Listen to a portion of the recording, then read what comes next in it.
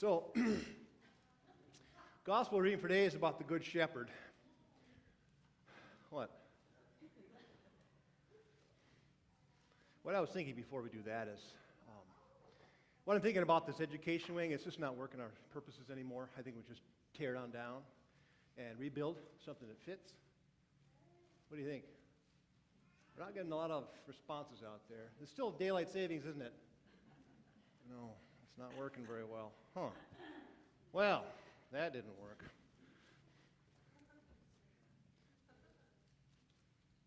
Okay. Now,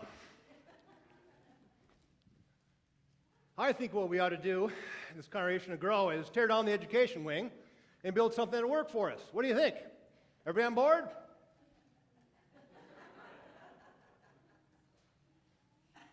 Maybe not. I guess it doesn't depend on who says it. It's a crazy idea, isn't it? But in general, who would you rather listen to? Whose advice would you rather listen to? Or whose would you pay more attention to? Superman. There was a study done where you get a group of people from all socioeconomic, occupational walks of life. You bring them in a room, and you have a problem for them to solve. And so they all come up with ideas. Who do you think they listen to more? The person that may be homeless or the business executive with a three-piece suit and tie on? Who are you going to listen to more? Three-piece suit. Or that was the study that was done.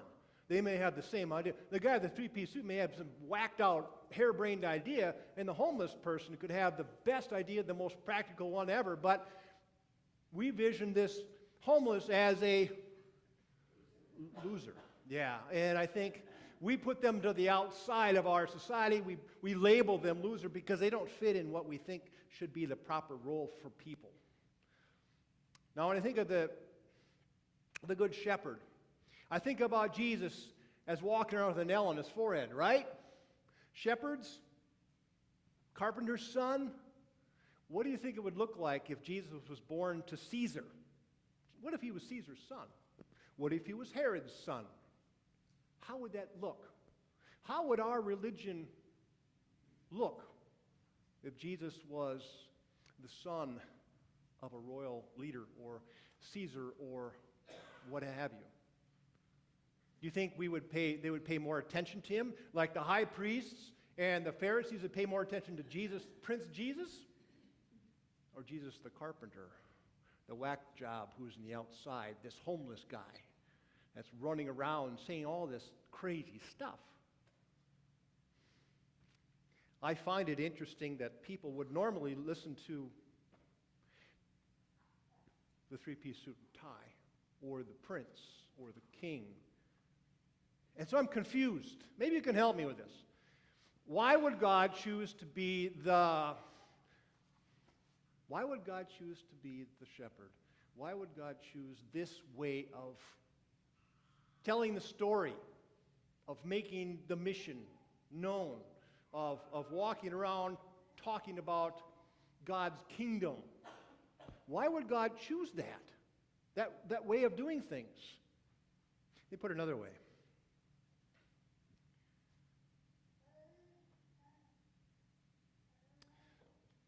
In companies, there's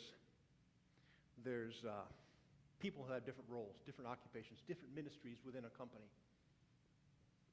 Oftentimes, and there's sometimes, that the CEO of a large corporation is set apart so far that they have no idea what's going on in the world of the average worker.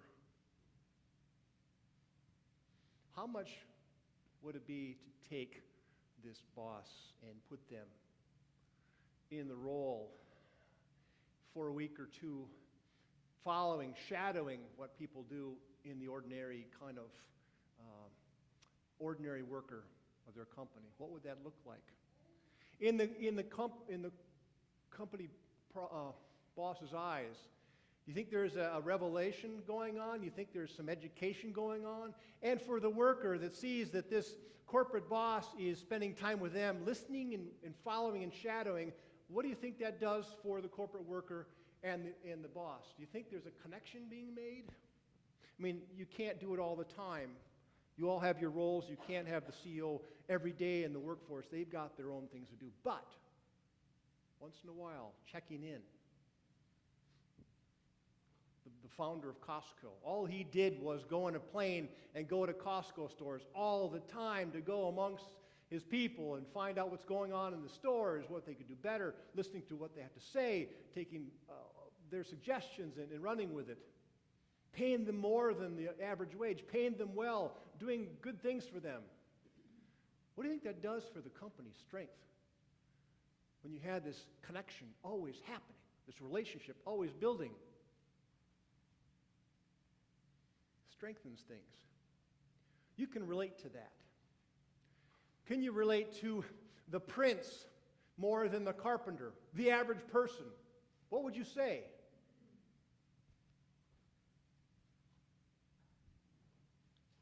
Who could you relate to more? Could you relate to royalty?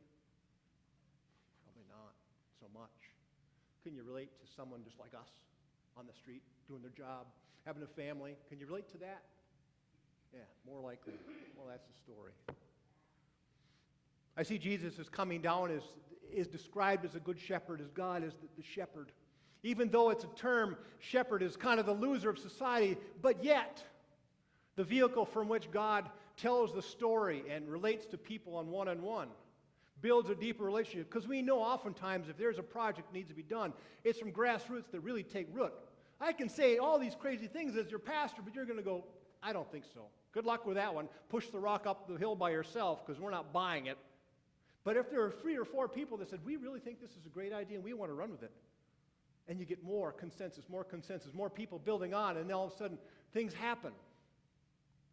When I first came here, I didn't make all these changes. This is something you guys wanted to do. Hey, let's change the altar thing and let's put some new carpet in. And they're like, okay.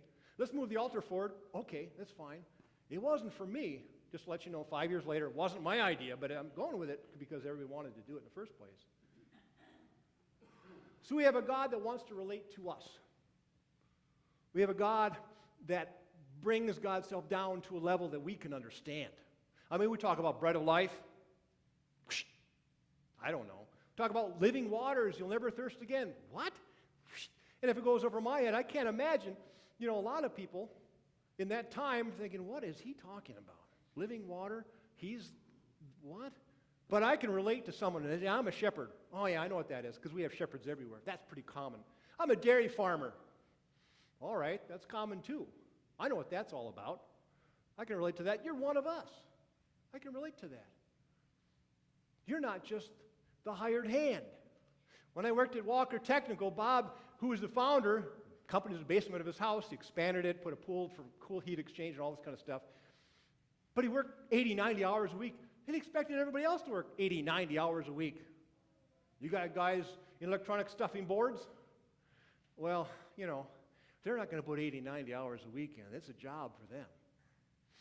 Here, Bob was expecting everybody to be a shepherd in his company. And we have people that are like, this is a job. I'm a hired hand. I don't have the same skin in the game that you do because I don't have my house leveraged against whatever's going on with the business. That's not me. And this is the way I want it. And Jesus is saying, I am the shepherd. I have skin in the game. I know these people.